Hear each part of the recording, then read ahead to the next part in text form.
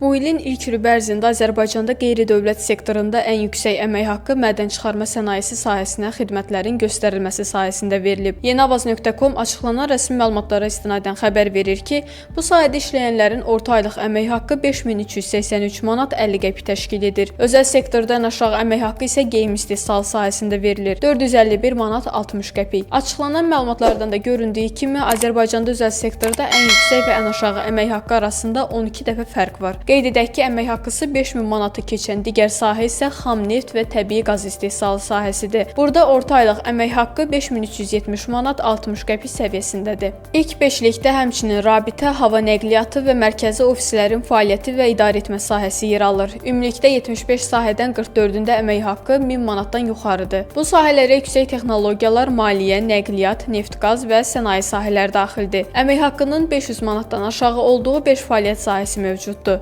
Azərbaycanda iqtisadi fəaliyyət növləri üzrə qeyri-dövlət sektorunda muzlu işçilərin orta aylıq nominal əmək haqqı belə olub.